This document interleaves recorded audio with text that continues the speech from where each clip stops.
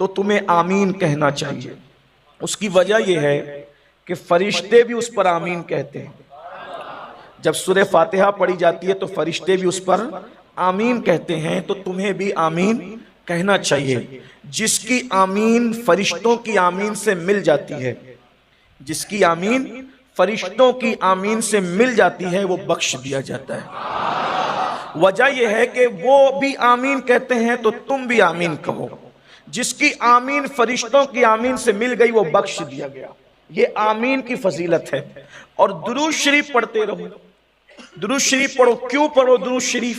اس لیے کہ اللہ بھی اپنی شان کے مطابق اپنے محبوب پر درود بھیجتا ہے، فرشتے بھی بھیج رہے ہیں۔ تو فرشتے آمین کہتے ہیں سورہ فاتحہ پر، اور تم بھی آمین کہو، تو تمہاری آمین فرشتوں کی آمین سے مل گئی تو بخش دیے جاؤ گے۔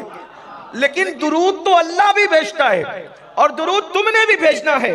اگر تمہارا درود خدا کی صلاۃ سے مل گیا، اندازہ فرمائے، جس کی آمین فرشتوں کی آمین سے ملے وہ جنتی ہو جاتا ہے، بخش دیا جاتا ہے۔ اور جس کا درود خدا کی صلاۃ کے موافق ہو جائے، پھر اللہ اس کو کتنا بڑا مقام عطا فرمائے۔ جنت پیچھے،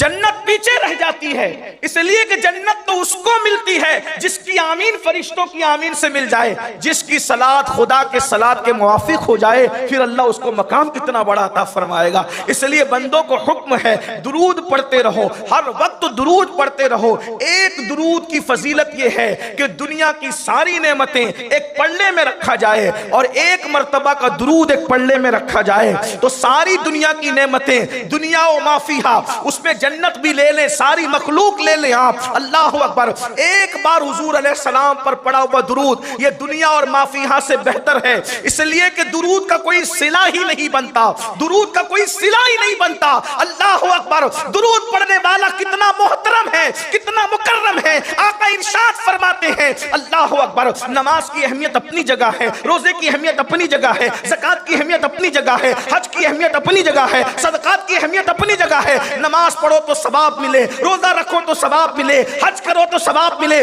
بلکہ اللہ اکبر زکوٰۃ دو تو ثواب ملے۔ ساری نعمتیں، سارے جو عبادتوں کا صلہ جدا جدا ہے، لیکن اے درود پڑھنے والے، جب تو درود پڑھتا ہے تو کتنا ثواب ملتا ہے یہ اپنی جگہ، جنت ملتی ہے یہ اپنی جگہ، خدا کا قرب ملتا ہے اپنی جگہ، لیکن درود پڑھنے والا کتنا عزت دار ہو جاتا ہے، کتنا محترم ہو جاتا ہے، کتنا مکرم ہو جاتا ہے۔ آقا ارشاد فرماتے ہیں، من صلی علیہ واحدہ، جو مجھ پر ایک بار درود پڑھتا ہے اللہ اس پر 10 مرتبہ درود نازل کرتا ہے۔ یعنی جب تم درود پڑھتے ہو تو اللہ کے نزدیک اتنے عزت والے ہو جاتے ہو کہ اللہ تم پر درود بھیجتا ہے۔ محبوب پر ایک بار بھیجا ہے تم نے اپنی حیثیت کے مطابق، اللہ اپنی شان کے مطابق، من صلی علیہ واحدہ صلی اللہ علیہ عشرہ، اللہ تم پر 10 درود نازل فرماتا ہے۔ اب اللہ کی درودیں کیا ہے ایک الگ تشریح ہے، لیکن اللہ سوچے تو صحیح، میں گنہگار، وہ مجھ پہ 10 درود بھیج رہا ہے، کیونکہ حضور نے کہہ دیا تو بات ہو کے رہنا ہے، تمہارے منہ سے جو نکلی وہ بات ہو کے رہی۔ اللہ اکبر۔ لوگ کہتے ہیں پتھر کی لکیر، میں کہتا ہوں اللہ کی عزت کی قسم پتھر کی لکیر کمزور ہے، رسول اللہ کا فرمان اس سے بھی زیادہ مضبوط ہے۔ ہمارا ایمان ہے حضور نے کہا ہے تو ہو کے رہے گا۔ میں گنہگار، میں مجرم، میں سیاکار، ایک بار کیا درود بھیجا محبوب پر، اللہ مجھ پر 10 مرتبہ درود نازل فرما۔ اس سے بڑھ کر کوئی صلہ ہو تو بتاؤ۔ جنت پیچھے رہ رہی ہے اس لیے کہ خدا جس پہ درود بھیجے وہی معمولی انسان ہے وہ، لیکن یہ صلہ ملتا کب ہے؟ نماز کی اہمیت اپنی جگہ ہے، نماز پر ثواب ملتا ہے، لیکن محبوب پہ درود پڑھو تو اللہ تم پہ 10 بار درودیں بھیجتے ذرا۔ اور پھر ایک خاص بات، جس پر خدا درود بھیجے تو کیا اس پہ وہ توجہ نہیں فرماتا رحمت کی؟ ہر بندہ چاہتا ہے نا اللہ مجھ پہ نگاہ رحمت فرمائے، توجہ فرمائے، تو توجہ کتنی بار ہوگی؟ ایک بار حضور پہ درود بھیجو گے 10 بار رحمت کی برسات ہوگی، 10 بار تم پہ درود بھیجا جائے گا۔ ہے اس پر کوئی؟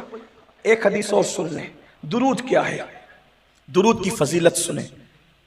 اللہ کے رسول علیہ السلام کے ساتھ جس جنگ میں شرکت کی جاتی ہے اس کو غزوہ کہتے ہیں۔ حضور علیہ السلام کے ساتھ، حضور کے ساتھ جس جنگ میں شرکت ہوتی ہے اس کو کیا کہتے ہیں؟ غزوہ کہتے ہیں۔ جو غزوے میں شریک ہو اس کو اللہ 400 حج کا ثواب عطا فرماتا ہے۔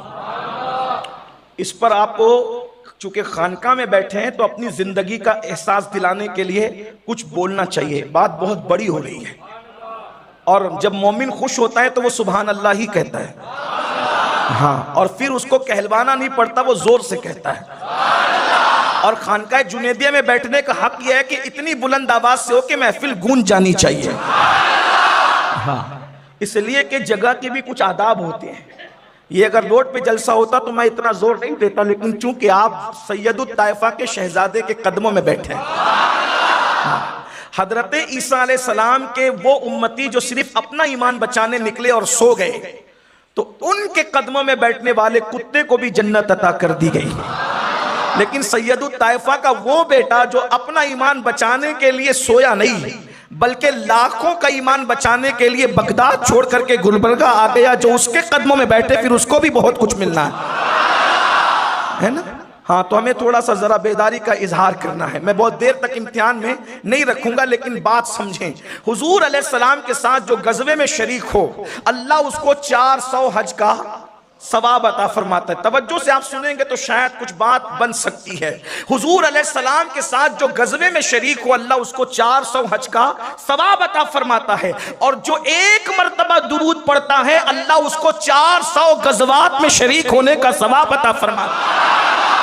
ثواب کی حدیں ختم ہو رہی ہے، ثواب کی حدیں ختم ہو رہی۔ جو درود کی اہمیت جان لے گا وہ صرف درود ہی پڑھتا رہے گا۔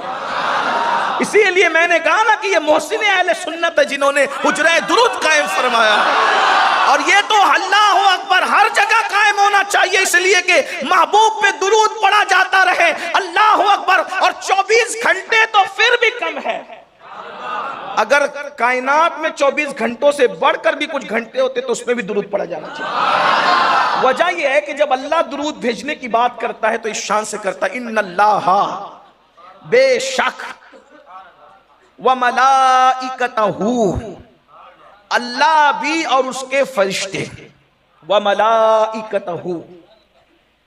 جو لوگ عربی پڑھاتے ہیں، میں تو بہت چھوٹا سا طالب علم، وہ جانتے ہیں یہ وَمَلَائِكَ، یہ نہ واحد ہے، نہ تثنیہ ہے، اور نہ جمع قلت ہے، بلکہ یہ وَمَلَائِكَ یہ جمع کثرت ہے، اور جب جمع کثرت ہے تو اس میں کتنی کثرت ہے اس کا اندازہ کسی کو نہیں ہے۔ ان اللہ وملائکتہ یصلون علی النبی،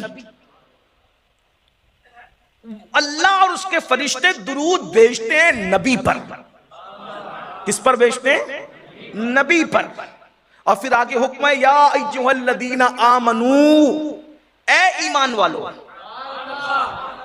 صلو علیہ، تم بھی ان پر درود بھیجو، وسلموا تسلیما، اور کثرت کے ساتھ سلام بھیجو۔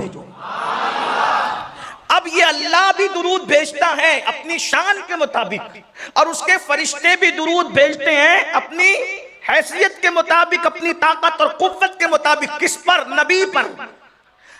تم بھی مومنوں بھیجو۔ میں ادھر گفتگو کرنے سے پہلے ادھر کر لوں، یعنی مومنوں کو حکم درود بھیجو۔ کس کو بھیجو؟ نبی پر درود بھیجو۔ مطلب جو درود پڑھتا ہے اس کے ایمان کی گواہی اللہ دے رہا ہے، درود پڑھنے والوں کے ایمان کی گواہی اللہ دے رہا ہے، اور جس کے ایمان کی گواہی اللہ دے پھر اس کے بارے میں ملا کچھ بھی کہتا پھر وہ تو جنت ہی میں جانا ہے۔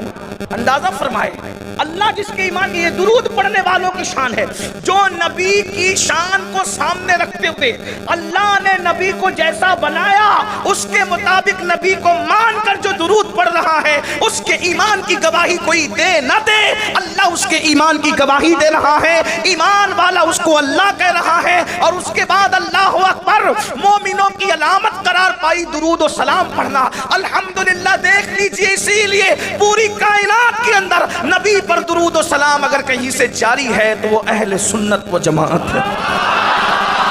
یہاں درود بھی ہے، یہاں سلام بھی ہے۔ کچھ لوگ درود